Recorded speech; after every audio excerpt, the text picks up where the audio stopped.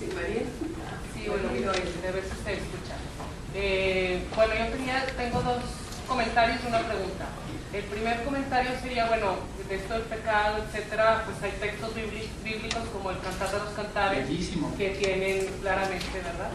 Y la otra cosa, como hay varios especímenes aquí que tomaron clase conmigo, quería hablar específicamente de la regenta, donde está el pecado y el sacerdote, y Ana de Osores, que muere de amor por el sacerdote, y está también el Víctor Quintanar.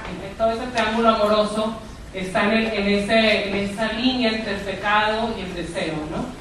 Y la pregunta que tengo que hacerle es, bueno, a mí me interesa mucho también qué pasa con el erotismo, con los cuerpos enfermos o los cuerpos heridos. Como que hay muy pocos ejemplos sobre qué pasa en la literatura cuando los personajes están heridos o enfermos y su relación con el amor y el erotismo. Bueno, hay dos ejemplos que de pronto recuerdo así. Johnny tomó su fusil de Dalton Trumbo, que es un hombre que está postrado, que está herido de guerra, y que sin embargo recibe la carga erótica de una manera verdaderamente extraordinaria, ¿no? O sea, como que registra de manera amplificada todo el discurso erótico, ¿no? Como que por él, presente ante la incapacidad de moverse en una cama, como que registra esto de una manera pues en alta fidelidad, ¿no? Es un momento extraordinario el cuento de la tsunamita de Inés Arredondo con este anciano enfermo, ¿no?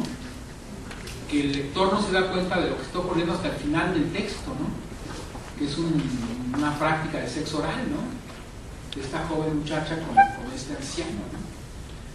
Bueno, Cortázar tiene un cuento maravilloso de un niño enfermo que finalmente muere, y toda la relación con la enfermera y demás, ¿no? Yo creo que sí ha habido ejemplos, ¿no? Sí hay de alguna manera esta noción, porque inclusive precisamente en una plática con Roberto Vázquez decía eso, que los hospitales de pronto suscitaban una serie de emociones eróticas. Yo lo creé, pero yo en un hospital a mí no algo así, pero ¿cómo? Bueno, el mundo según Garpa empieza ahí, precisamente ahí es concebido Garpa, esta novela de John Irving, espléndida. Y en la novela española hay mucho de esto, ¿no? De la enfermedad, de alguna manera, este extravío aparente que en realidad es como ir condensando, ¿no? Como ir en el pozo de los deseos, poniendo todas las cosas para finalmente que estallen de alguna forma, ¿no?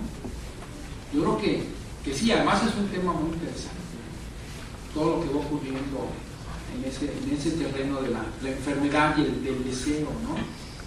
Por lo general nos hablan, por eso la literatura es muy interesante, porque puede crear incluso cosas que a lo mejor a la realidad no operan así. El enfermo, por lo regular, no piensa en lo erótico en general. Pero, por ejemplo, las cartas de Kafka, con sus accesos de tuberculosis, era cuando realmente ejercía mayor potencia sexual. Incluso dibuja estas cosas que las cartas a Milena, aparece todo ese tipo de cosas. Entonces yo creo que sí hay un vínculo, por lo menos literario, entre la enfermedad y el deseo. Ahora sí ya se nos está acabando el tiempo, una más, pero va a seguir Andrés en una mesa, ¿eh? Ya me dijeron que sigue en una mesa, entonces podemos seguir conversando con él. Vamos a una pregunta más.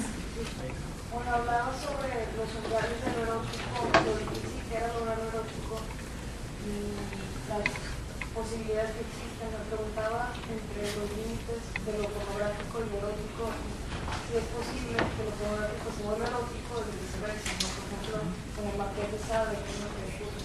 Bueno, no solamente con el Marqués de Sade, cuando vino Catherine Millet a México a presentar su libro hace 3 años más o menos, ella decía que la palabra pornografía en la actualidad encubría toda la literatura erótica, es decir, que con esa palabra se descalificaba todo.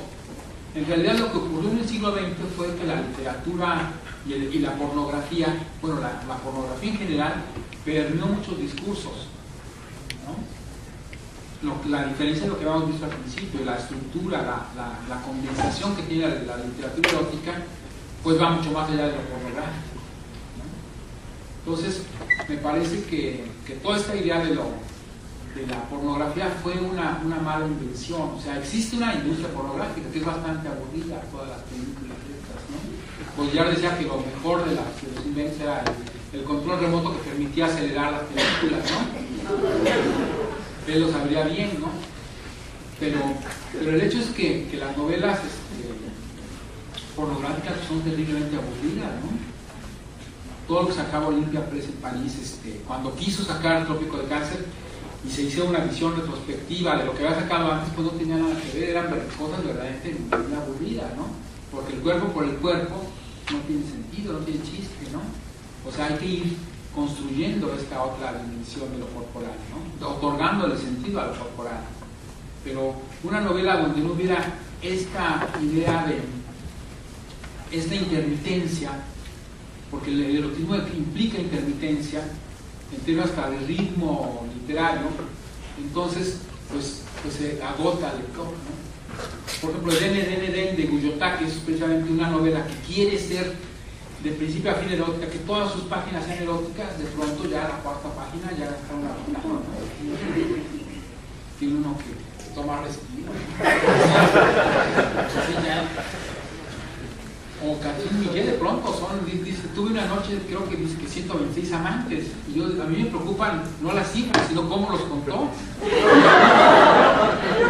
Sí, fundamentalmente eso que iba poniendo rayitas o no muy vacío, ¿no? Pues me parece demoledor eso.